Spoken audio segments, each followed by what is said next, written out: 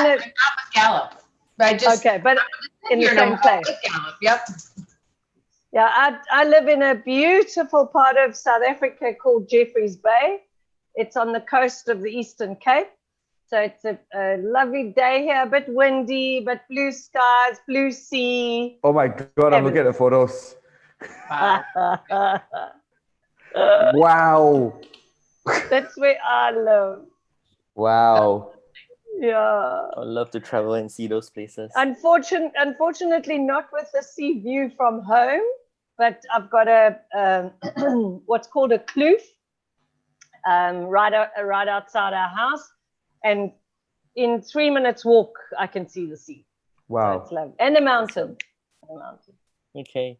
Hi everyone. So welcome to Quick Connect Live. We are live now. So welcome to our bi-weekly conversations.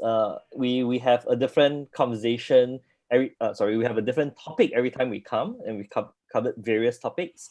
And as and when we can, we start to apply strengths on top of it. And I know that many of us are either very familiar with strengths or are certified strengths coaches, right? So that's kind of how we move the conversation along.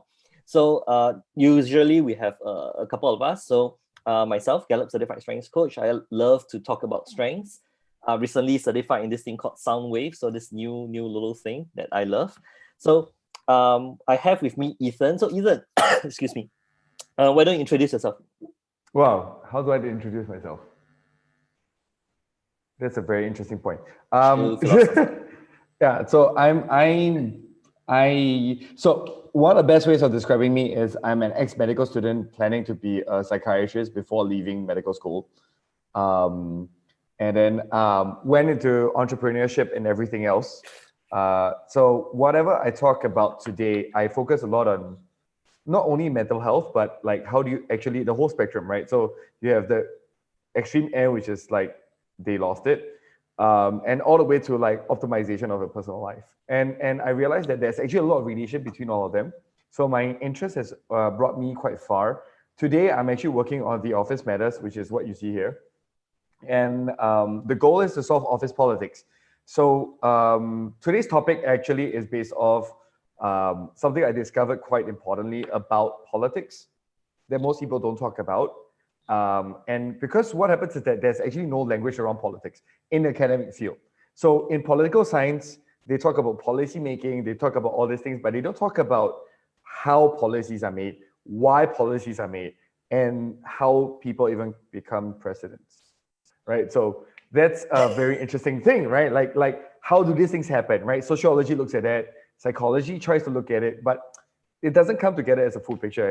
And so my goal is to really articulate this on a different level, going back to Soundwaves, and to be able to bring this forward, right? So my high ideation, strategic, and learner makes me a very aggressive developer of this kind of things. Right. The other thing is I also have mild autism. So everything I do about social factors is purely technical, right? Everything I learned about socializing with people was because I had to learn it the technical way before I could do it intuitively. So everything I talk about comes from that perspective, which is why I might break down things that people think are normal, but are actually super unnerving for some people. Which is very interesting, right? Because when I speak with Ethan, he's able to codify certain thoughts and certain behaviors that allows us to learn from one another. So the moment we give some of these things structure, it becomes easier to have transfer of knowledge, so to speak, right? So that's one of the things of why I love speaking with Ethan. We speak often, offline on chats and so on and so forth. How about we have Beth introduce yourself? I think it's the first time you're joining us. So I, as I said to you guys earlier, I've all my life I was a marketing, communication, sales, PR expert, being influencing high, and coaching found me just under 4 years ago. A friend introduced me to strengths. I had done a psychology degree as part of my marketing and communications role. And I have taken to it like a duck to water. It's astounding. So I coach, I do a lot of one-on-one coaching. I've been a certified coach for just over 2 years, but I've been working with it for nearly 4. I coach mostly entrepreneurs, which is, it's fabulous. Love it. And a lot of one-on-one and small groups as well. Having come from the corporate background, I don't actually don't want to be involved too much with corporates anymore. I prefer the energy of entrepreneurs. Yeah. And you just cut through all the nonsense and anyway, it's been a fabulous journey, Strengths, and I just learn more every day. Learners number 6. And each person just brings something different to each person I coach. There's not one single person that I've coached that is the same. And I think I've coached well over 100 different individuals in the last 2 years, and it's fabulous. I just love it. So that's me. I'm also an entrepreneur, independent coach, but specializing with entrepreneurs. Nice. Thanks, Beth.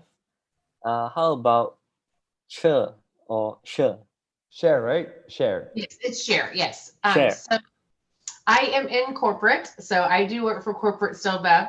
I'm in leadership and organizational development. So I do coaching, a lot of team development, a lot of just one-on-one with a leader, just how do they show up as a leader? How do they lead their team?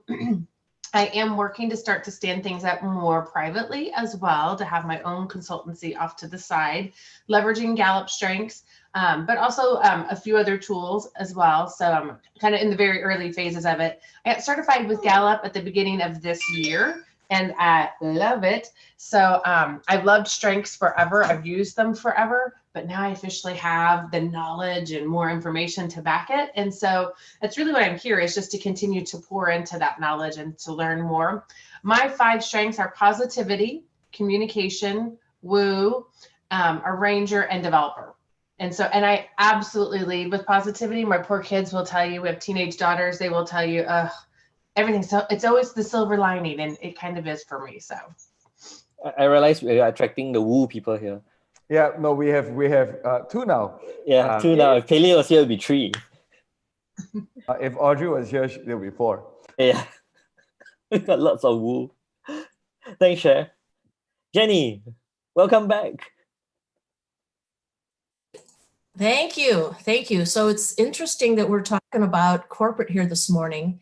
So currently I teach at Northern Illinois University. I teach in the College of Business, and I got exposed to Strengths through my sales leadership class.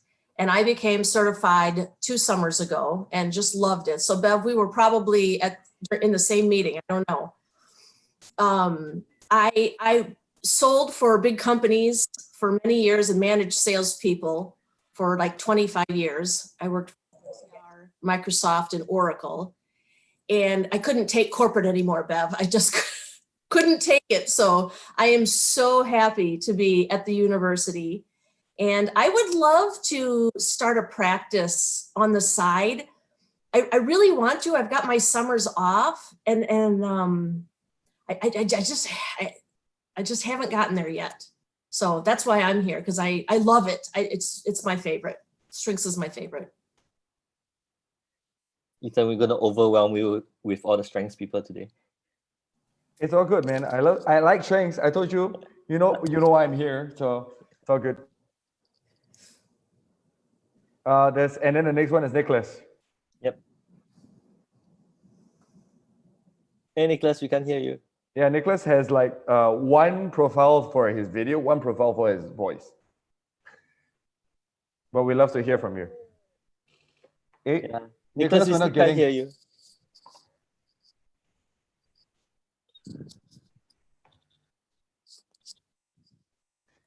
Yes, Audrey, I'm so glad that you're here now. Yeah, now we have 3 woos.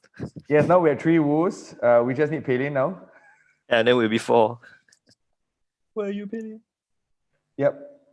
Nicholas, we really can't hear you. Well, let's move on to Jason first while we sort out your tech issue. Yep. Jason. Hey, how's it going? Good to see y'all again. Is there a particular question that we're supposed to be answering? I jumped No, in late. So, Just introduce yourself. oh, okay. I'm a Clifton Strength certified coach. I am a leadership and strengths coach in Virginia in the United States. And I got nothing else. Apologize for running a little late today. No problem. Thanks, Jason. I think Nicholas is back. I saw his Nicholas is audio back. connect. We managed to get his audio going. This is using my mobile phone. Something wrong okay. with my computer. Yeah. Don't know why. Okay, so I'm supposed to introduce myself. Yes, just an introduction. I've just gone out of work. I mean, I've stopped working about 1 week ago. Oh, damn. I'm 62, so my company asked me to retire. Yeah. Did they So I give had to you? retire. I'm resting. Did they give you a package? Sure. Oh, Yeah. okay. So it's a standard kind of thing. Yeah. Yeah. So I'm resting, and considering what to do. During this time. Yeah. That's yes. Excuse my untidy room. No problem. Thanks No for worries. joining us, Nicholas. In fact, we have time to ask questions. We have lots of coaches here, right? So Yep. that's one of the advantages. Audrey. Audrey, thank you for being here. Hello. So every time these two are together, I take credit for connecting the two of them. Connectedness is my number 6. My top 5 are communication, empathy, strategic, individualization, and woo. What I do training, coaching, and I just like community building and connecting people. I'll go off camera, but I'll participate in the conversations because I'm eating dinner. Cool. Yeah, because it's based in Singapore, it's 8 p.m. here. Yeah, it's kind of dinner-ish. So yes, last round we started talking about responsibility, right? And that was birthed from talking about boundaries and why it was important to have boundaries, so on and so forth. So last round we spoke a lot about responsibility, but I felt that there's certain things that we didn't have enough time to cover. Yep. So yeah, go ahead, Vincent. Yeah, because at the last round I actually was introducing the concept of respect, right? So I still remember Jenny's reaction to the comics that I was sharing. I don't want to be that person. And it's not only you. Every single person who saw that comic was like going, "Oh God," right? And one of the major things about this is that previous round I talked about respect, where people throw responsibility to other people. Like in a workplace. So I talk about office politics, right? Where a lot of people disrespect other people by throwing their work onto other people and making them take the consequences rather than take the responsibility of the work itself, or taking credit for other people's work. So a lot of this revolves around that. And you start realizing that a lot of this begins from childhood and a lot of behaviors that are related to, upbringing and things like that. So today, Alex was also asking me to kind of introduce the concepts around the different types of responsibilities. So there are 4 main types of responsibilities I like to share. And the main topic today would probably be on the one which is the hardest of all. So the first one, we call it task responsibility. The responsibility to do something. But I need to define the concept of responsibility first. It means you're taking the consequences of and you're managing the process of that responsibility. So it means that you have to have a stake in it. So this also then negates a lot of consultants because they don't have a stake in it. This also negates a lot of people who are somewhat in management positions, but then actually do not take the brunt of the problems afterwards because they're not taking the consequence of it. So responsibility is very much something which is very dear to my heart, because actually the reason why I couldn't work with corporate for a very long time was actually because I found a lot of people who didn't take responsibility. There are those who do, and I love them to bits, and I use them at reference points. However, there are also many who don't. And that's why this topic is very relevant. And so we go back to this, right? There's task responsibility. So this is individual task. For example, buying coffee. Simple task. We were talking about finishing a paperwork. Simple task. The next layer that we talked about was called goal responsibility. So anything that requires planning and multiple task responsibilities. So for most of us in our lives, we have a lot of goal responsibilities. to be able to buy a home is a goal. To be able to finish a job is a goal, right? A lot of planning, research, a lot of back-end work is needed. You have multiple tasks to reach a goal. The ability to plan this all out is really important, right? So when we talk about responsibility and we talk about the RACI model, right? Alex was mentioning that the last round, because the RACI model, responsibility, authority, accountability, consult and inform. Inform, yeah. So there's all this that is common out there, but I wanted to hone down a lot more on the concept of responsibility. So these two are really straightforward. The next two layers are the most interesting part. So emotional responsibility, that's the third one. A lot of people think they are responsible for other people's emotions. Is that true? Right. So at the end of the day, right, actually all emotional responsibility lies within us. So if I get triggered, it is not the other person's fault. It is me getting triggered. If I get angry, it is me getting angry, not the other person's fault. But what happens is very often, what happens in the office is I throw the responsibility to you. You made me angry. So that's when it turns into the fourth responsibility called social responsibility. And this is the one that traps everybody. So every time we believe that we're responsible for another person's emotions or their impressions of us, it is called social responsibility. So social responsibility is a big, complex structure, right? Because there's too many ways of looking at it. Am I worried about the person's opinion of me? Am I worried about what they feel? Am I worried about how they view other people because of what I do? So the thing about this is that most people are not ready to take on any social responsibility beyond their own family. So Ethan, help me to clarify a little bit between the emotional responsibility and the social responsibility, because they seem quite close. Yes, absolutely. I'm in charge of my emotions. That's the only emotional responsibility that exists. If I am responsible for your emotions, that's called social responsibility. Right. So what happens is that very often we're trapped by the guilt that other people put in us. So I'm responsible for the guilt that I feel for making you angry, even though that's your responsibility. So there's a difference between the two. So the locus of control is different.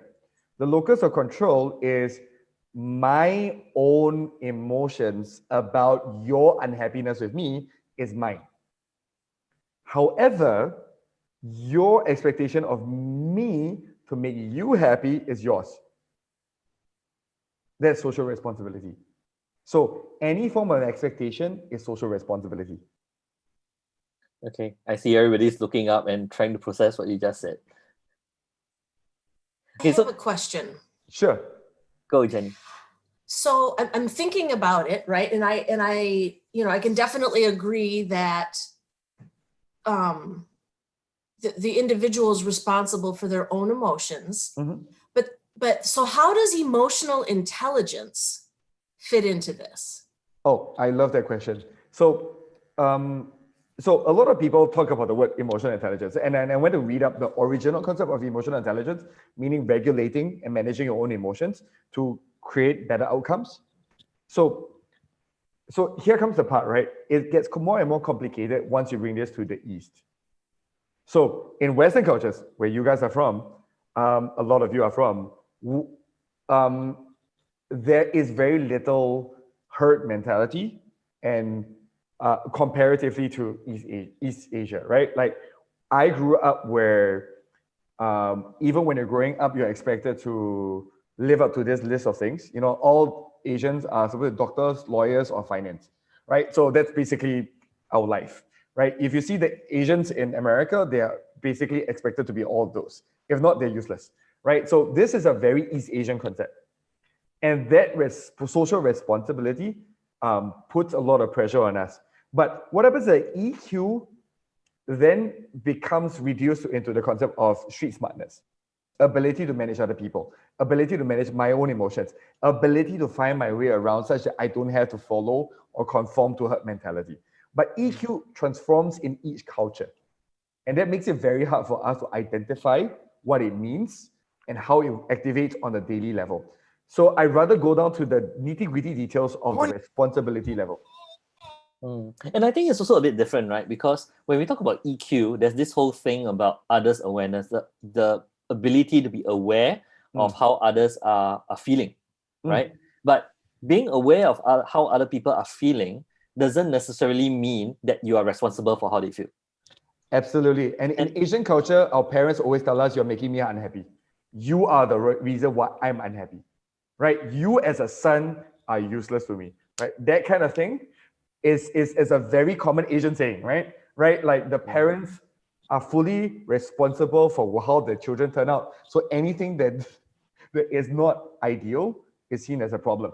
Whereas again, I don't see this so much in Western cultures. I see it a lot more friendship between parents and children. So I feel like there's a huge contrast between the two. And why EQ is bastardized when it comes to Asia. Yeah, and I'm going to confess that when I dragged Ethan to do one more session on responsibility, this is what I wanted him to talk about, the emotional responsibility piece. Because personally, when I had that conversation with him, I thought it was so interesting that sometimes we surrender our responsibility and therefore our power over ourselves, right? Over our emotions by saying that person makes me angry. Right, so... Can I ask a question? I'm going back a step to social responsibility. Am I hearing you correctly there, Ethan? It sounds as though social responsibility is not something that we should be taking on. Okay. So you take on emotional responsibility because that's about yourself. But it sounds to me like social responsibility means the responsibility you're taking for somebody else's reaction to you. Great question. As a leader, we have to take on social responsibility whether or not we want to. It's whether we're ready for it. So whenever we talk about social responsibilities, I go back to the fact of whether you are emotionally capable of dealing with your emotional responsibility before you deal with other social responsibilities. Okay. I think I got it. We can continue this, right? Like this is a fun topic for me because I interact a lot with Europeans, Americans, Cubans. I play music in a Cuban band. So I am like, if you're talking about third culture kid, I'm probably like completely lost, right? Like I hang out with Latinos. I have a really good friend in Poland, and I was learning so much about the culture. It was so different from even Germany, which I really like a lot. Like, so there are all these different cultures that I interact with. And so I started realizing that I have so much struggles with dealing with my own Asian culture because I like the differences in culture. I like the diversity, and I needed to find a universal way of explaining all of them, which is why I had to come up with all these models to try to explain it. If not, I think I'll be a very lost kid.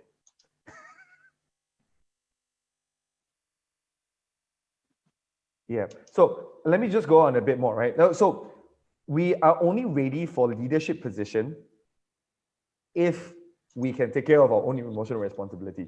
One of my biggest struggles is watching men children in leadership position. Whether it's men children or women children, right?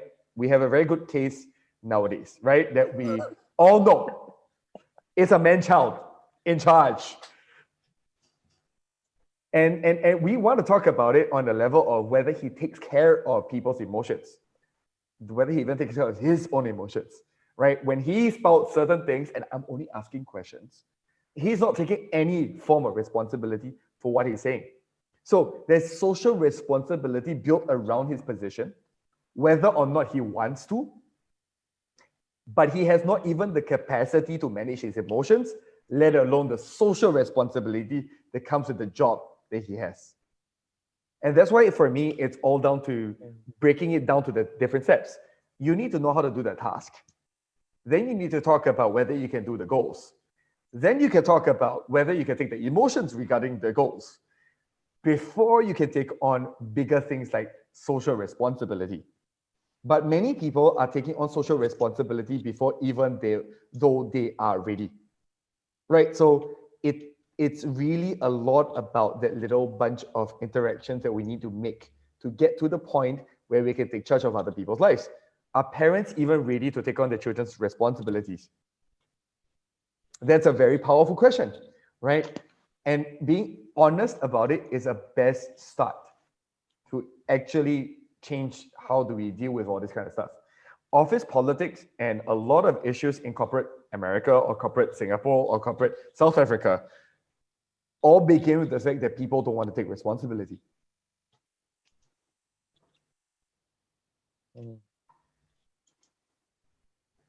Jenny, you look like you want to say something. You know I do. Okay, so, and this could be the Western culture and me coming out. So in office politics, do people not want to take the responsibility because the responsibilities are not well defined? I love that question because it's also really interesting. So what is the role of a leader? I think this is a very good discussion to have, right? What do you think the role of a leader is? This is really, I really like in the concept of responsibility and the concept of authority. So I love this question because I've researched a lot into this. I've done it in a technical level, but I'm really interested in understanding people's perspective for what leadership should or could be. Because every person has a different idea of what leadership means. And it's definitely not within the list of strengths yet. No, it's not in the list of strengths because different types of leaders lead differently, right? But what is it that makes you think that a person could or should be a leader? I think that's a very powerful question. If anybody would like to answer first. Yeah, I think in Gallup's literature, right, we say that people follow leaders for 4 traits, right?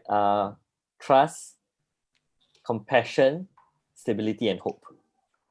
And that's something that even in our coaching, we kind of move around that.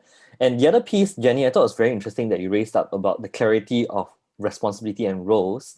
It's also something that we cover in what the roles of a manager is. The very, very first role of which is setting clear outcomes, right? Of what the outcome is, what it looks like, what does excellence in that outcome look like.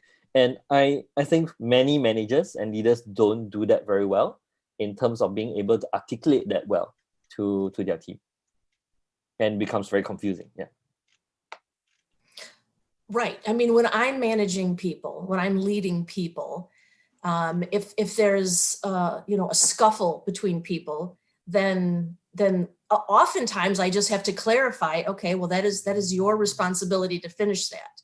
You don't get to walk away until you've handed it off with your part of the job complete.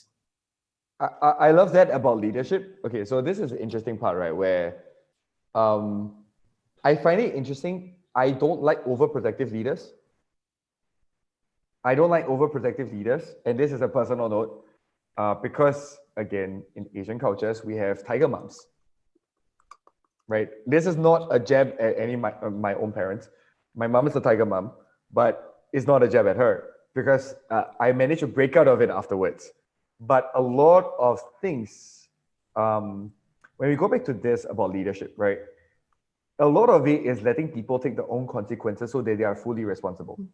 Mm-hmm. However, there is also the level of negligence versus shared responsibility. Because as a leader, I'm pretty sure you do this, Jenny, you share the responsibility with them even if they fail, but you let them take majority of the consequences because of their actions.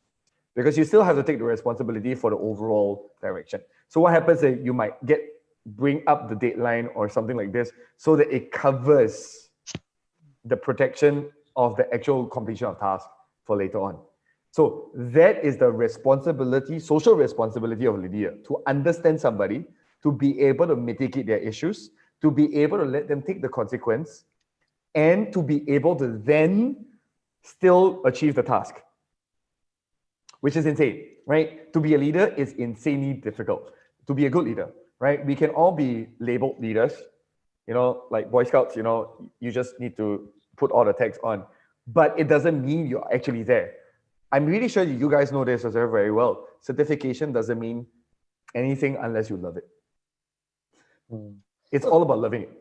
So Ethan, when we talk about responsibility, I remember the last round you were talking about concepts of consequence and credit, right? Maybe talk a little bit more about that with regards to I think, okay, responsibility. so thank you, senior, right? Like, am I pronouncing your name properly? There's Indonesia and senior, but I don't know, is that the proper pronunciation? It could be senior, so I'm not sure. But let me extend a little bit more, right? One of the major things about credit, so a lot of people don't recognize how credit is gained, right? Like, so if I ask you, right, how do people steal credit? Anybody has any thoughts on this?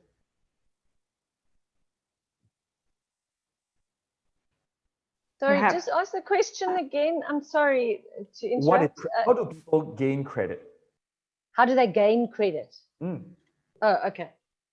Okay. Can I chime in? Yeah, sure. I think people gain credibility when they prove themselves to be reliable, which is they do what they say that they will do, but they are also competent in what they say that they will do, such as a marketing person, as an ops or finance person, in the functional skills specifically.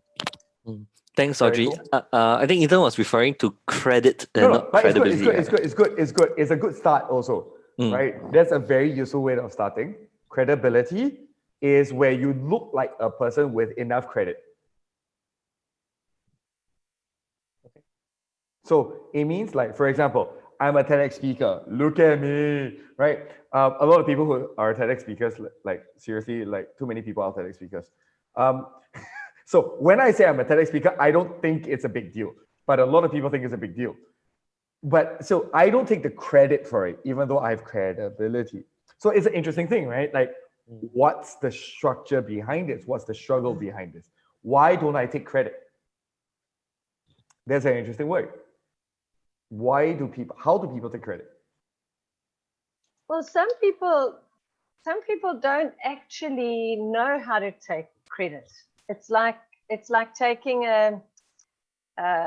if somebody compliments you, not everybody can accept a compliment with grace. It's sort of, no, that's not me. And so I think it's a struggle almost with self-acceptance, in terms of, I am worthy. I can take the credit for this. So that's the one side. But the other side is, I think people get credit sometimes wrongly, and possibly because they've got the loudest voice in the room or the most influential personality. Not that I'm using myself as an example, being influencer high, not at all. I love how you're always using yourself as a reference, just to say. But yes, go on. just sorry. But people can almost receive credit from sheer force of personality sometimes, and they've done nothing to deserve it, or they've taken on the credit on somebody else's behalf. Yes. So those are the two ways of. So the interesting thing is, what is credit, right? Like, so I like to, like, I noticed that Beth is unmuted, so I'm really curious what she thinks. Is Cher is unmuted, sorry. Say it wrongly. Cher, do you have something to share? Sorry, that's literally a pun, sorry. Sorry. So Bev said a lot of what I was thinking about, why people won't take credit. I think sometimes it's all about that inclusivity piece too, right? If I take credit, then it looks like I'm boasting about me, where I didn't do it by myself, other people helped me. And I think sometimes it's a fallacy that we do that, right? I think Bev actually even said that too, that we give undue credit and try to be inclusive without owning what we did as well.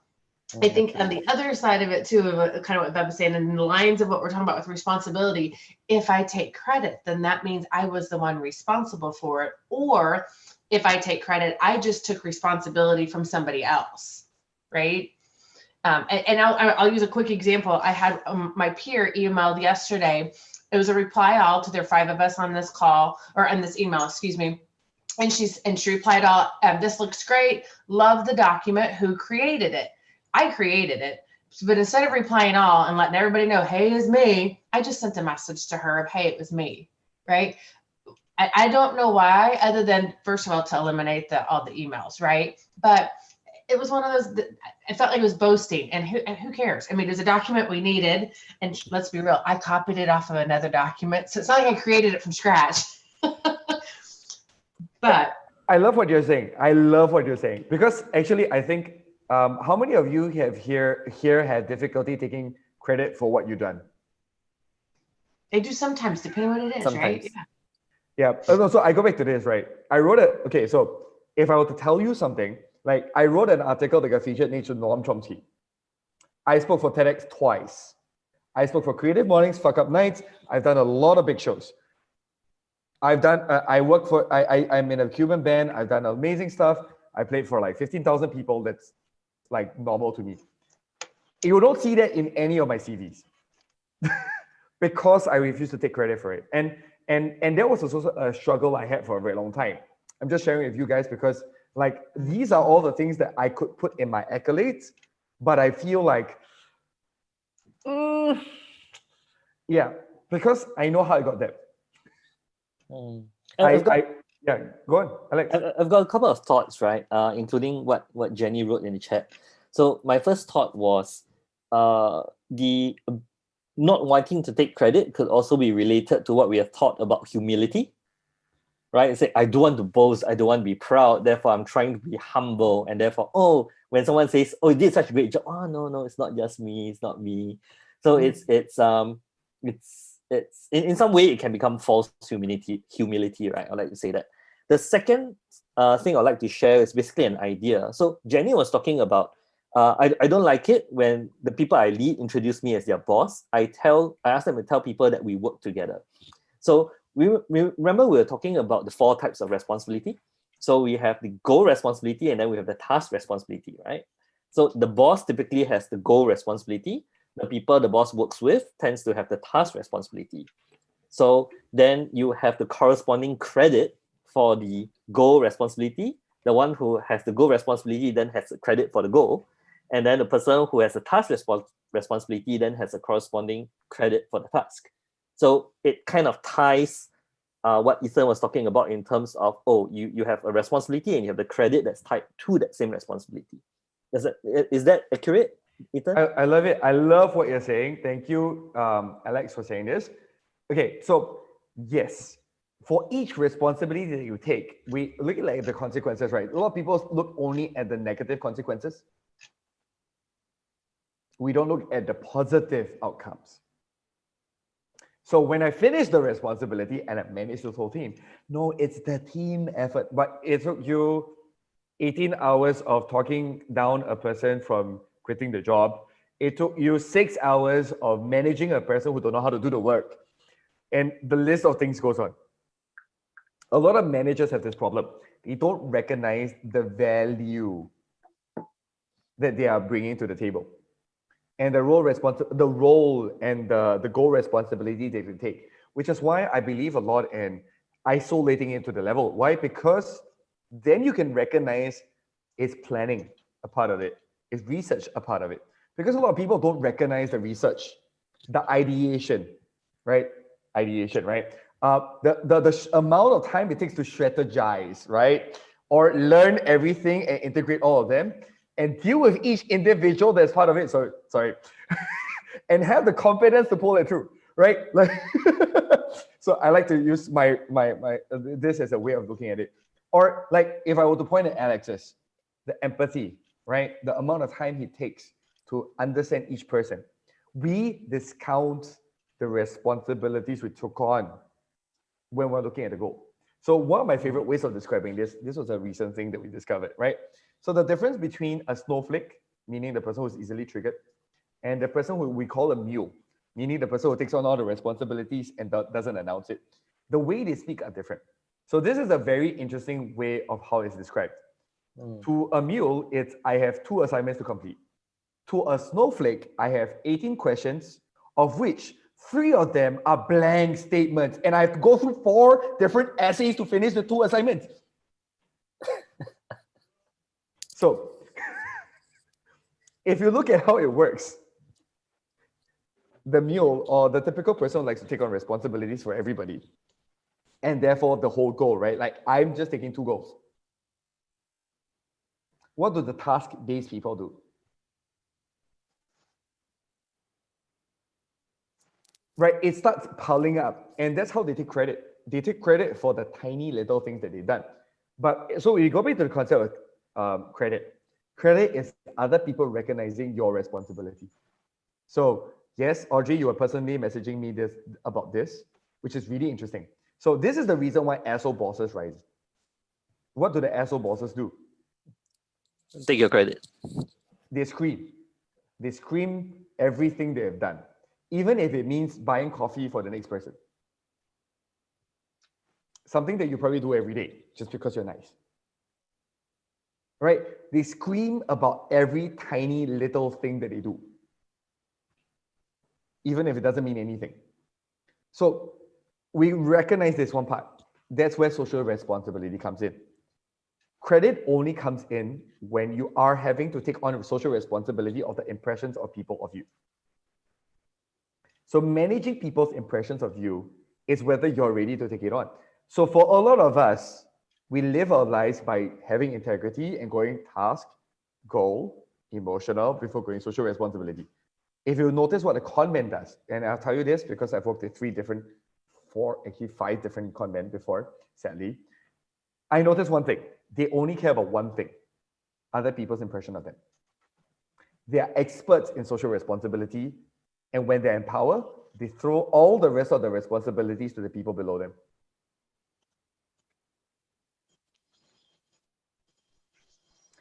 That's what keeps happening. So whoever they can throw goal and task responsibilities, they'll throw. Emotional responsibility, they throw it to the staff below them. Then they'll focus on buttering up the people that they will need to butter up to. They're only managing impressions. They're only managing other people's impressions of them. So the hard part about being a good person is that you grow it by being good at what you do, being good at being a manager, being good at managing yourself. Then you take on other people's responsibilities. What do the con men do? Or the asshole bosses do? So that's exactly what is really interesting about responsibility. Because once you measure it on this level, you start recognizing why some people are winning and some people are not. Because most people have an impression of who you are, whether or not they know it, right? Each of us have an impression of one another right now, just from the video, from our past history, from what we assume just by looking at your video. That recognition of it is sadly social responsibility. Are you ready for it? Do you want to deal with it? Is this something that you're wanting to deal with? So a couple of things that comes to mind again, right? So one is when we deal with people who want to throw the other types of responsibility to us, that's when we start looking at things like boundaries, right? So just because someone throws something at you doesn't mean that you need to do it. So that comes back to our conversation, right, Ethan?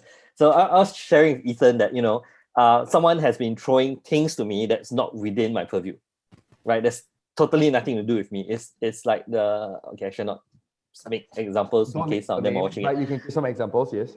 So so they asked me to do a particular task of which it's not my scope, right? So I was telling Ethan, look, it's so frustrating because then I need to push it back to them. And Ethan's response to me was, oh, okay, why do you see it as you needing to push it back to that person? Because the moment you say that, it means that you have already taken the ball from that person and you need to push it back. So there was already a crossing of boundary, right? Which I wasn't aware of. I was just thinking that, oh, me maintaining my boundary means I need to throw it back. But Ethan helped me to see that, okay, maybe it was that. And I got frustrated with it. I got angry that I have to push it back. So that's the emotional responsibility piece, right? That we started talking about on my part. So I was like, why am I so frustrated? And I start to realize that, well, I can just simply say it's not mine and just leave it at that. Because I then don't need to take that emotional responsibility or that task responsibility for what someone is trying to show me. And you know, that was part of the conversation that sparked us doing this quick connect today on emotional responsibility and boundaries. But anything else to add, Ethan?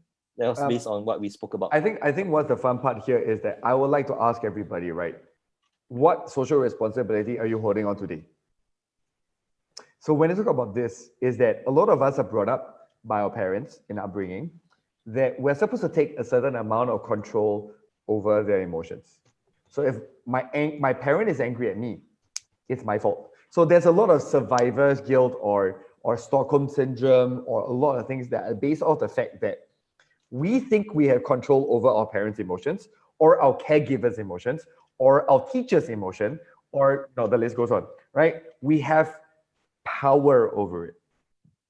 It is not actually our responsibility, but it was given to us because they are unable to manage themselves. I would like everybody to kind of think a little bit about this area, partly also because I need to run to the toilet, but I'm being honest here. I'm responsible for my own body. If not, I have to take the consequences later on. I love the tea that you're drinking, right, Bev? I almost thought it was juice. It's a lovely juice, mixed berry juice. Yeah, I almost thought it was a flute. So I thought you were having champagne while having on this call. So No, I thought it was no. Too early. Okay, cool. But yeah, so my invitation to everybody is, what do you worry about? Whenever somebody gives you a task that makes you take it on even though you don't need to. Now that's a very powerful question, because the first step to any form of self-respect that I learned is saying no to others. But the hardest part is when and what to say no to. And so I always ask people, why are you taking extra emotion? They're taking the emotional responsibility of other people and turning it into your social responsibility to take care of the other person. And I'll be right back in about 3 minutes. See you guys. Okay, so Ethan has left me hanging. This is his topic. So maybe we can share a little bit about what are some areas that you feel that you need to take social responsibility for. And I could go first, right? So for me, sometimes I feel social responsibility for my parents' emotions quite a bit, right? And sometimes when my parents argue, they go, "Hey Alex, go speak to your mom or go speak to your dad," or whatever it is. It's like, what's that got to do with me? But it's like, oh, you know, you're the son, she listens to you, can you go? So I mean, sometimes I do it, and other times I feel frustrated when they get angry when I choose to do something. It's like I'm responsible for their anger. So I'm kind of processing it sometimes. That, I mean, it's not like I'm taking drugs or something, right? But just our normal day-to-day, sometimes we do certain things, even like I mean, like I'm 40 now. If I come back late, sometimes get angry. I'm like, what? So that's where I need to learn how to have that emotional responsibility and social responsibility for myself. How about someone else? I can share. So what I think I heard Ethan's question was, what makes you unable to leave other people's responsibility with them? And so Ethan was walking with me through this troll of a boss. So he knows the entire story, like in the first half of this year. And he's someone that's really good at impression and image management. And he blames incompetency on everyone else when he does not take any responsibility in any way, be it for the work or for his emotions. And what made me keep on saying yes was actually fear, because he issued threats and I took it because I was hanging on for survivability. I was hanging on and saying yes to whatever came my way, even though so many boundaries were crossed, even though he was treating me horribly, disrespectfully. I took it all in because I thought that staying there and surviving was more important. But now that I'm out, and guess what? He asked me to leave, citing a bunch of reasons. Of course, that sucks because it's like I gave my best, but it still wasn't good enough, and you feel like a failure. Now that I'm actually under a kind boss who takes responsibility emotionally, and he's the one that everyone likes in this organization, up and down, I see what a blessing it now is. And then I realized that I didn't need to be so fearful of not surviving in there, because that's not a place that valued you to begin with. Then Audrey, you felt like your boss had certain degree of power over you. That's what I'm hearing. I think because he issued threats from the beginning, in the first month of the role, he already started saying, at the rate you're going, you're not going to make it past probation. So he was issuing threats from the get-go to show me who's boss, and that I needed to do his bidding, and that I needed to listen to him, to respect him, to fear him, or else. Yeah, very manipulative. Thank you for sharing, Audrey. I think it's a very brave thing for you to share online with us today. I just want to kind of go back to this, right? Where so if I were to kind of structure the whole thing, because actually I would kind of walk with Audrey through this process, right, Audrey? Yeah, thanks. Yeah. So a lot of this was a lot about understanding why. Because actually the moment when we kind of understand why, we can start moving on. Actually, it goes back to even, so we talk about, so I like to ask this question. What do you feel about it? Right? So there was a fear. If you're not recognizing the fear, you're going to be worried about other people's opinions of you. Right? Right now, Audrey is in a great place. She recognizes with no fear. And therefore, the objectivity about what she was experiencing. But when she was in the midst of it, she really felt inadequate. And this person managed to make her feel inadequate because he made her responsible for his own emotions. And that's what I kept hearing over and over again, right? The statements were like, you're not, can I say this, Audrey? No. Okay, so respecting our boundaries. So one of the major things that I keep on hearing about was how the person made her responsible for his emotions.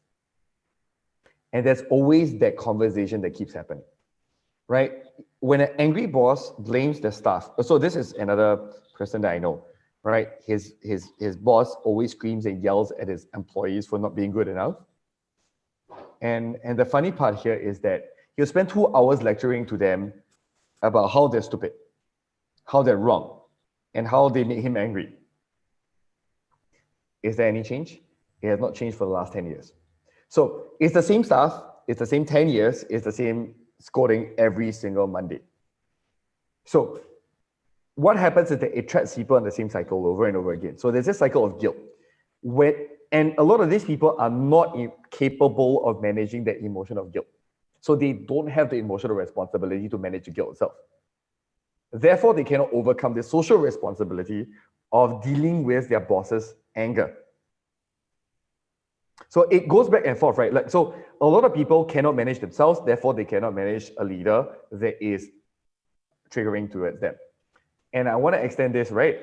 So why is it important that a lot of us who had good mentors when we were younger, manage to grow our abilities in the long run? Good managers create great people who take emotional responsibility for their own processes and therefore be able to manage other people. But if you are always around a bunch of people who don't respect you, you're never going to be able to grow to the level where you can take on other people who are harder to deal with. And that's why it's so important that we talk about responsibility on this unit level. Once you have built these units, can you take on harder and more difficult and more passive aggressive and more slave driving and more asshole and more, like the list of words can keep going, right? Like bullies. You only can deal with them once you manage yourself. And I know this very well because I'm now friends with my bullies. So it's all these kind of different things where I had to get past myself to be able to be friends with my bullies, to be able to make a change. And that's why it's so relevant, where we we recognize what social responsibilities we're taking on, what emotional responsibilities we actually have, and it can actually free us from the imagination that we have. And I'm very happy that, Audrey, I didn't know this, but I'm very happy that you have a very nice boss that allows you to take more emotional responsibility. What do you mean by allows me to take more emotional responsibility? So, okay, so here comes the part, right? Does he ask you for your opinion? He listens, and that's how I know that he cares about what I think. So you are starting to take the stance of your opinion and your thoughts, and therefore your emotions that back it. So from that process, you have gained ownership of your emotions. And this through the years will be really good. As in, this is how I see a lot of people grow. They have been given the space to grow. And I'm actually really interested in getting this from more people, right? Like, what do you think has allowed you to become the person that you are, to take more ownership in your life? Who has given you the power over your own life, empowered you to take the responsibilities in your life? You know, grown your ability to take on responsibilities to manage other people. And that's really what I really love to hear from everybody as well. Anybody else? Bev, you look like you want to talk about it, so I'm going to shoot the responsibility to you. Yes, there's so much going on in my head right now, but just on your and you've asked so many questions, but on the previous one, I think I was very fortunate from a young age, from teenage years, that my parents taught us to take responsibility for ourselves, for our decisions. So there was guidance, but at the end of the day, so when I wanted to move schools, there was guidance, but at the end of the day, it's your life. You've got to live it. So I think that was very, very good, and I've learned to take responsibility since then. But I have a slightly different take that's got nothing to do with the question that you just asked, but it goes back to social responsibility, and it's part of the African, specifically South African culture. We have the most wonderful term called Ubuntu, and it translates to I am only a person because of other people. So it's a collective sense of responsibility. So I can only be a person because there are other people, and therefore I've got to take on responsibility for them as well. So it's a very, I don't know if I'm making sense here, but we live in a very community orientated culture, and it's because of that sense. And so what I'm hearing is an ancient African way of looking at emotional and social responsibility, all in that one statement. I love it. And I would love to explore it a bit more after we hear more opinions, and we can actually have more discussions around that. Thank you very much, Beth. Cher and Jason, do you have any opinions on yours?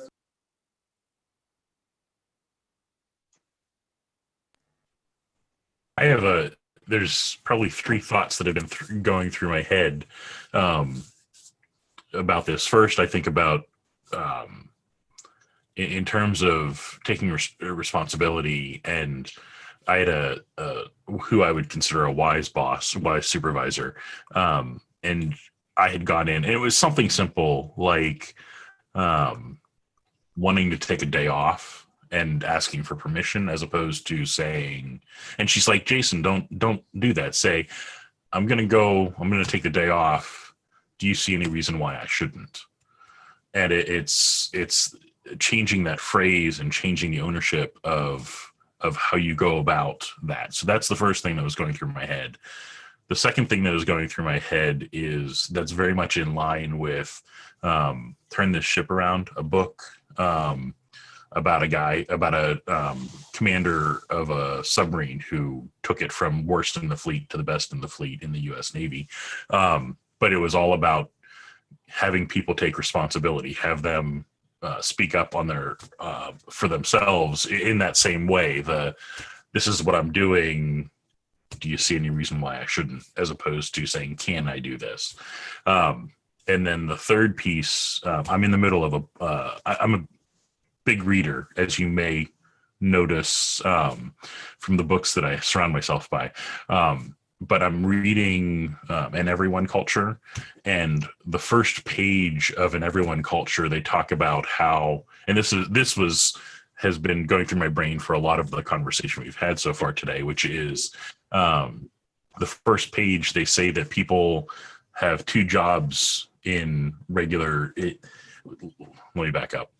And Everyone Culture talks about deliberately developmental organizations that are out to help the individual grow, and by having the individual grow, all the individuals grow in an organization. You're gonna grow the organization, and you're gonna be more successful as a result of it. And so they talk about in a non-deliberately developmental organization, or DDO. People have two jobs. One, the job that they're hired for, and two, to protect that job. And it gets into the social responsibility of, I'm protecting my image. And so that's what's been going through my brain. So those are the three things that are going through my brain right now. Thank you for sharing your thoughts. Jenny or Cher? I mean, again, it's open for anybody to share. I'll share. One of the things that is kind of pinging through my brain right now, and Jason, you kind of sparked it a bit, was it's a bit about the mindset. Like what is my mindset with all of this, of what do I own and what do you need to own? And it's about the questions that I'm asking myself. Like, why is this happening to me? And the woe is me versus what can I do to make it better? And it's focusing on, and again, leading with positivity, right? The positive side of things, right? So it's not a surprise that that's what comes out of my mouth with it, but that's just how I'm naturally wired to think and to see things. And earlier when we were talking about people that take ownership for things or take responsibility for things or will take credit, I think some of it's about our wiring, right? I think there's some folks that are just naturally wired to be, it's all about me and I did all of that. And there's some that are wired the complete opposite. And then it's kind of like a spectrum or continuum, right? But I think some of it is wired into our brain of what do we see? And just because we're naturally wired those ways, I don't think we're completely locked into that. I think we can have our paradigms shifted if we keep an open mind to it to see what's out there. Thank you for that. It's a wonderful set of things. Both you and Jason added in another layer to this conversation. I really love that. Jenny, any thoughts? Yeah, I was thinking about one of the managers that works for me at our restaurant, and he has responsibility as number one, and he's fantastic, right? We love him. But he often takes on, he does things that he should be delegating to the other people. And he goes, oh, it's okay. I'm right here. Oh, it's okay. The girls aren't strong enough to lift this. And I'm encouraging him. I'm like, Phil, I'm going to push you here. I'm going to push you to delegate. Because by him being overly responsible for the tasks, right? It kind of, it doesn't make the people underneath him have a sense of purpose, I guess. That's kind of what was going through my head with this. So I would expand upon how I look at ownership and the contributions to community. And this I'll tell you honestly, right? So I had a bigger struggle with money. Let's all be frank here. As a coach, how hard is it for a lot of us to charge money when we know that the person's having a difficult time or different things? All these questions come out in my mind. I'm not sure about all of you guys, but at least as a coach, I definitely have this question with my ethics, right? So that goes back to the concept of contribution, and I would love to add into that. What about Nicholas or Audrey?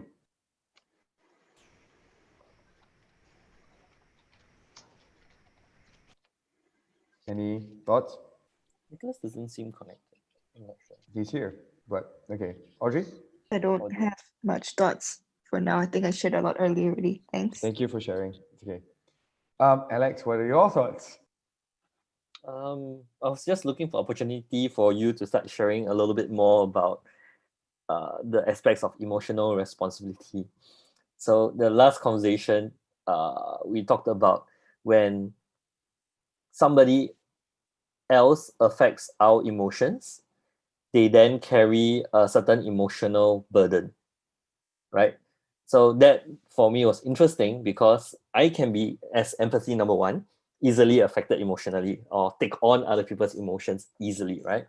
So when Ethan shared with me about that, and that's why I wanted him to come talk about emotional responsibility, it shed light that, well, if I'm easily affected by how people behave, if I'm emotionally easily affected by how other people behave, then I place a certain burden on that person.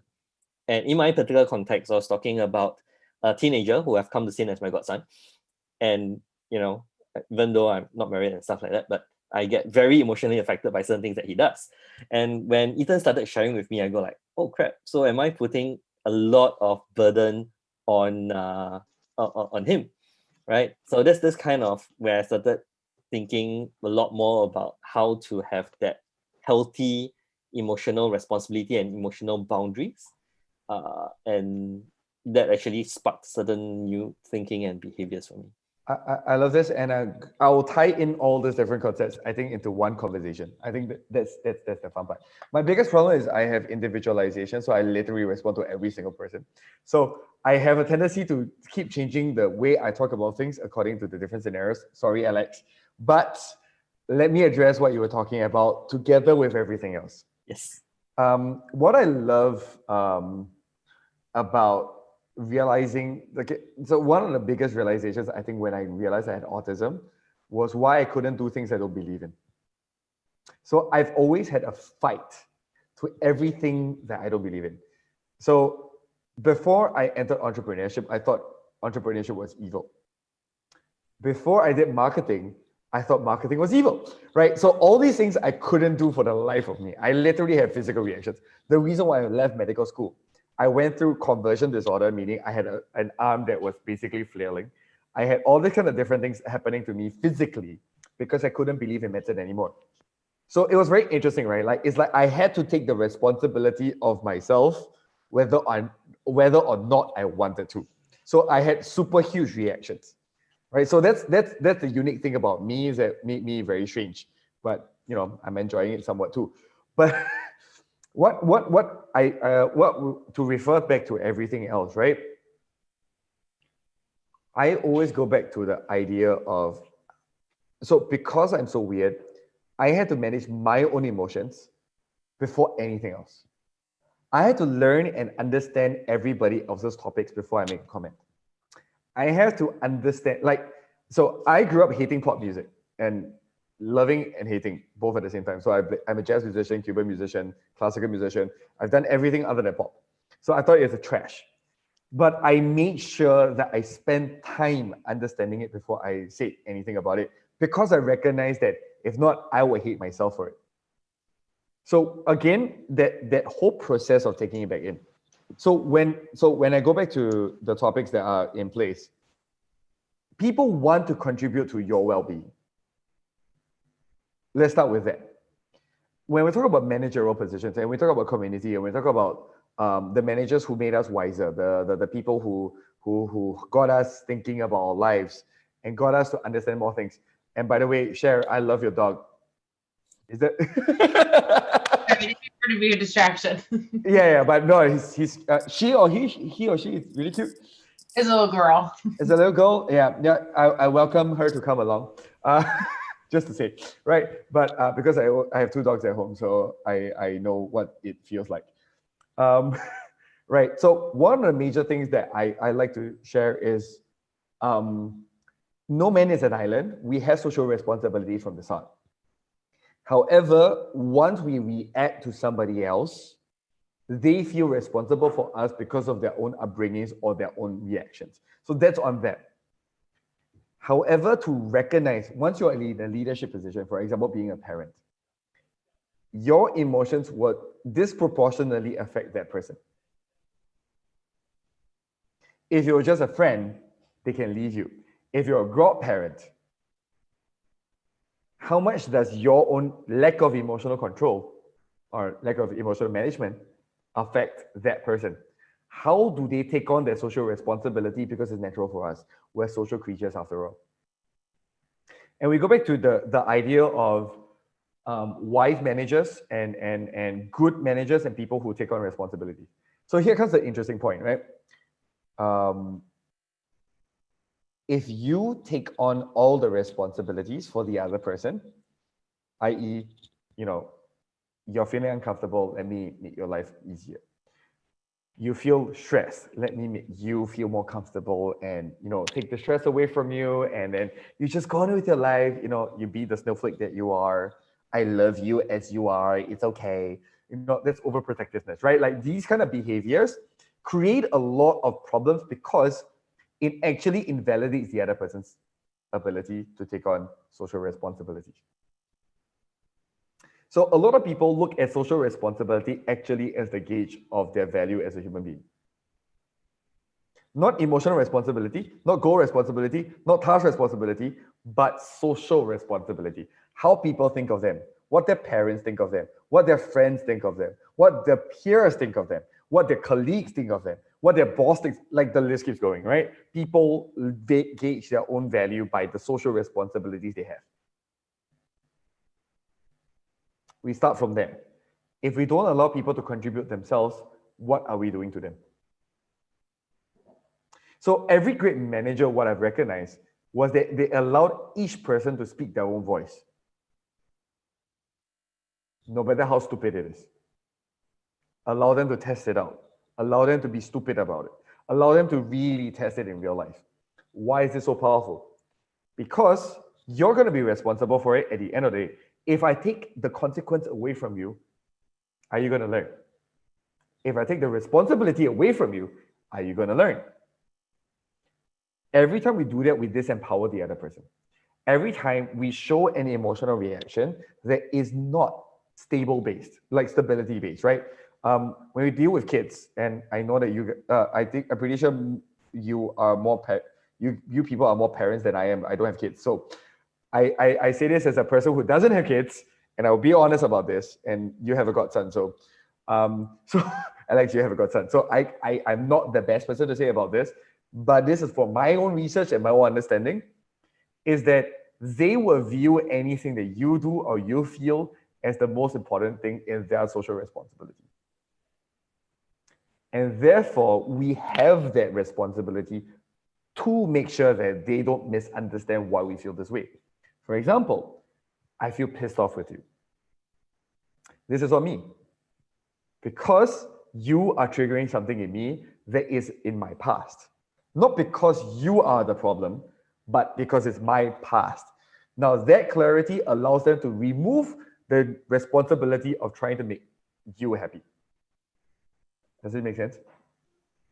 And that process can be, you can be any emotional state, but can you explain that it's yours? But where often again, we are brought up to believe in Asian context is my unhappiness is your doing. And that creates a lot of cycles that causes people to feel more restrained. Again, when it comes to leaders, when it comes to authority, we view them the same way.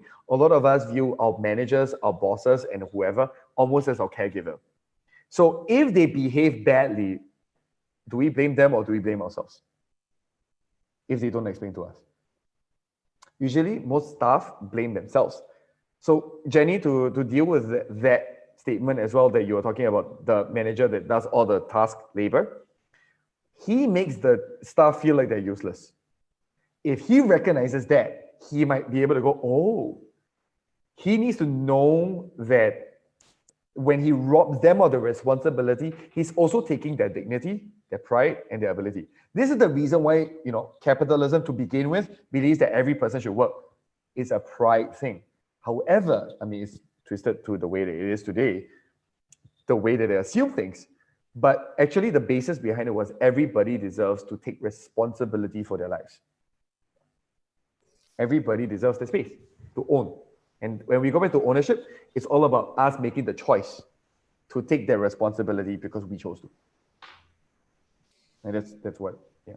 I was actually thinking about talking to him about the differences between the task responsibility and the goal responsibility. If I can get him to focus on the goal, then I think he'll still be responsible because he needs it. It's his number one, right? But by doing that, it should help relieve some of his burden, right? Because then he gets stressed because he's not delegating. So I just want to add on to that, right? Because he feels the need to be a savior. So and as a person who's very much a savior most of his life, so I can tell you this. One of the major things is that I need to recognize what is kindness. Is not taking over the person's responsibility. So I go back to this. I mean, this is how I will look at it. So this is just a suggestion, and this is just a thought, right? So what I'm saying, and which is why I'm keeping to my boundaries, and I'm not doing the benevolent boundary violation here, which is something that we talked about 4 weeks ago. I'm specific about this in my way of dealing with this. Getting him to recognize how he's robbing people of their ability to contribute to the society or the group will then get him to recognize that he can focus on the goal so that they can feel like they're contributing to the goal. So it adds on the layer of positivity, which again, go back to share, that he can gain from this, the good effects. What is the silver lining behind him letting them do the work? And that for me could be a way of sharing with him together with the goal and task, right? So that he knows why. As much as, it is the goal and task part, beautiful. I agree with you fully. I want to add a little bit of the emotional element, right? Like the ability to manage his emotions with this. Could I add a little bit about my observations of people with the responsibility talent team with regards to delegation? So for people who have high responsibility, because of the psychological ownership that they take on, and because they want to deliver something in a particular way, they find it very hard to let go for someone else to take on the doing of the task, because then it may not come out in the way that they want it, in the way that they want to deliver. And there's this great fear in them that they are not able to produce that quality of work in that timeline that they want to give. And therefore, it's very hard for them to let go. My experience with them is the moment we start to help them to define the responsibility like you did so well, Jenny, I think that kind of helps them with, clarifying what exactly they're responsible for, like you say, the goal rather than the task. That may help someone with responsibility. And I'm not sure if there's anyone else here with the responsibility talent team that might want to chip in. No? So I actually just added to the chat, what are the other strengths that go with his number one responsibility? So thanks, Jenny. I just saw that you put in there that belief. I think that's the other piece too, is what's his secret sauce? What are the other strengths that surround responsibility that could be potentially driving that? And if belief is number two, what are his beliefs about individuals' development or what individuals can contribute or the success of his business? I mean, there's a couple of other things, a couple other lenses he could look through. I love what you already said about by doing it all, we're taking away the opportunity for folks. And if you and for him to be responsible, that's what he does. It's for him to take care of it. How does he help others? How does he lend his responsibility theme to others to help them own that responsibility? And part of that's going to come from his belief, I think, too. Yeah, I love all these different angles that we can talk about this. And again, Jenny, these are all just additions to your entourage of things to talk to your manager about. Yeah. Can I just So chime in? I've got a, sorry. No, Beth, please go ahead. Okay, you know what? Okay, let's just go with Bev and then Audrey and then go back to Okay. Alan. Sorry. Okay. Yeah. So very quickly, it's not related to the responsibility, but Jenny, I'm with you, and the person has a responsibility almost to empower others. The people with responsibility high, that's part of their responsibility, is to empower. Anyway, but the thought that I had, which is now it is actually now just gone again. Oh yes, I was going to ask a question about going back to what you said, Ethan, about parents and about leaders, you know, and they get angry and whatever. What do you do with a leader who almost never shows any emotion? And I worked with somebody like that for years. So I did not know, I knew him well enough to know where I stood with him. But observing him, because I've known him for so long, but observing him, and he was a very senior person, observing him with others, absolutely no emotion shown. So how does emotional and social responsibility happen in that environment? I love your question, but I will go to Audrey first, and I'll see whether if I can squeeze that in as well. Yep, Audrey. Okay, completely different, but it's just a few kind of like things to add on to what you said initially, just like with some real life examples and observations. So I know this family friend since 2002, and their daughter is like you know, like a younger sister to me. And what I observed over time is that the taking away of responsibility from this child to the extent of, you know, not letting her take public transport on her own in Singapore when it's really safe, even until And like easy.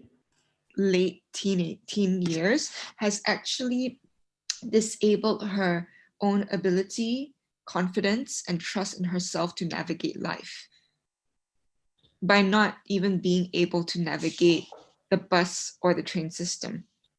When it's really not rocket science. And this in turn results in a lack of confidence in her own ability to learn, resulting in consequences in terms of grades and, you know, all that. And in Singapore, that's a really big thing, because if you can't get the grades, you can't move up in the education system. But on the other hand, like I also moved back from overseas to Singapore, but I was just left alone. And I took the plane alone from Shanghai to Singapore when I was 13 for the first time in my life, and I was fine. So that helped me to grow in my confidence. And the second point is, I think a lot of times, maybe to Alex's point about having that godson, right? I maybe speaking for myself, parents tend to project themselves onto you. They see you as an extension of them, which then results in, you know, it's your fault, or you're not turning out the way I want you to, and that makes me feel a certain way. So I wonder, you know, how would they delink this? And then there's a third point, but I can't remember, so never mind, it's not important. Alex? Yeah, I just wanted to say that it's almost time. So I wanted to get people to start going around. So I'm just going to add one more point. I'll pass the time over to you, Ethan. Then you can cover the thoughts, and then we start to wrap up, right? So one of the things that I wanted to come back to was on the point of credit, and how many of times we find it difficult to take credit. And then Ethan started talking about our talent teams, right? So as strengths coaches, one of the things that I realized is that when we start helping people to claim their talent teams, that's when they start taking credit, right? I mean, if you can't take credit for how your talent teams have shown up to do things well, how do you claim them? And that's one of the area that probably comes up very well for them to start recognizing the contribution of their talent teams to be able to claim and eventually to aim. So that's just a thought that came to my mind. So Ethan, back to you to cover some of the points, and then we can wrap up. Okay, so yeah, so naming the responsibility is very powerful, right? So exactly why Jenny was talking about the goal versus task, because once you can name it, you can measure it, you can start planning around it. And that's exactly why it's so important. But I also would extend into the emotionless leader. I would like to challenge the idea, right? Because I read people's micro expressions all the time. So I had to learn how to do this.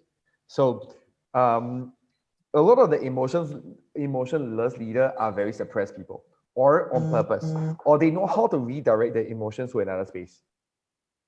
So my next question is he emotionless because he's objective, or he tries to be objective and moves his emotions to the side so he can stay as objective as possible, meaning he actually has the skills to do so? Or does he suppress, meaning he's super biased, but he tries not to show it? So there's that struggle that I have about what you're saying, because I can't imagine what exactly he's like. This is the usual emotionless leader that I deal with, right? They either don't recognize their emotions or they recognize it so well that they can move it till later. So that's what I'm very curious about. About Audrey, about okay, so there's the delinking parental expectations and the robbing of responsibilities, and bring back to that concept of naming the enemy, or naming your credit, or naming your values. How many of us dare to say that we're damn good at what we do? Right? Jason, I know that you're deliberative, so your deliberation is one of your talent themes, so I'm pretty sure that you definitely are not very comfortable with that. So the rest, I saw the laughter, so I'm good.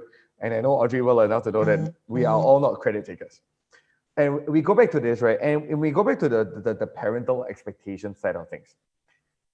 Their own lack of emotional management or emotional responsibilities lead to expectations for us. We cannot change that for them. What we can do is to rub off the social responsibility of taking on their expectations. You know, just really go recognize that that's their issue, that's their emotional responsibility, doesn't belong to me. And then for myself, it's who's taking the consequences of my actions. Right? At the end of the day, whatever career choice I make, it's me. Right? When my parents are gone, when my family is gone, when all these things are gone, who's going to take everything that comes? Am I willing to take the ownership of that process? Am I willing to take the responsibility to manage myself in that process? That's the struggle. Okay, thank you very much, Jenny. This was great chat. Thank you. Thanks, Jenny. And so I want to tie it all up in this conversation and go like, it's all about gaining more responsibility for ourselves and less social responsibilities unless we choose to. That's how I like to conclude this, right? It's all about rubbing off all the extra responsibilities. Great, Jason. Thank you very much. Sorry, it's a morning time for you guys. So, or Bev is having a good time. It's afternoon, right? So, right. So one of the major things here is: are we taking responsibilities for what? How do we grow our responsibility taking process? How do we gain it? That's what I'm most interested in, because that's the only thing that will be the antidote to everything that's happening out there in the world where people don't take responsibilities. Only after I can take my own responsibilities can I start sharing that process with other people and holding people accountable, because I'll be walking the journey with them. I can't tell you what to do until I live it myself. And that's really what this whole session for me is about. It's that we need to grow all this, that if we do this to this person and we do that to that person, we're actually not taking responsibility for our own emotions. We're not taking responsibility for how we're responding. We need to be fully congruent as a person before we give advice, before we lead, before we whatever, or just be honest about how human you are, which is the other much easier choice, right? So that's really what I wanted to conclude with today. And I thank everybody for being here, for listening to me rant for a good 2 hours. Thanks, Ethan. So usually we close off with just sharing our biggest takeaway. So maybe we can do that with those who are still with us today. Beth, would you like to go first? Oh, wow. Yes, I ask my clients this every time at the end of each coaching session. What's your biggest takeaway? And I still think the idea of social responsibility, which is new. It's not new to me, but just getting my head around it. Yeah. I think I'm taking away a sore head. A what? A sore head, because I've been thinking too much. Sore head. Okay, I got you. Thanks, Beth. I just want to say I love your South African accent, Beth. It sounds so warm and I don't know, just makes me want to hug you. But yeah, she's too far away. But yeah. And South Africa is one of my dream places to go to. love the Southern Hemisphere. My biggest takeaway is I think the key thing that I learned through my coaching program is that now when I experience anger in my body, I am able to put that pause in myself to realize that, yes, this person is making me angry, but what is he doing or saying that is triggering this? And realizing how it relates to certain patterns of past trauma. And then I realized, oh, this is something that I need to work on more. And I think this breaks it down nicely for people who have not yet done a coaching program or who may not want to do it, to realize that when someone makes you angry, you are the one experiencing those emotions or tensions within you. Yes, maybe they shouldn't have said it in such an unkind manner, but how you choose to respond to that is very much your own responsibility and respond. And I think if more people got to learn about this, then maybe they would be happier and less stressed and less upset. And if we can help more people realize this in our organizations, then maybe the culture can be less angsty, less upset against management, less resentful, and more, I guess, empowered to choose to be grateful where possible. Thank you for that. That's very lovely. Thanks, Audrey. Nicholas? Can you hear me? Yes, we hear you. Yep. Can you hear me? Yes, we do. Okay, just now I had some problem with, I think, the Wi-Fi or something, so I had a hard time trying to reconnect. Yeah, I missed out some, but for me, it's still a very good session. You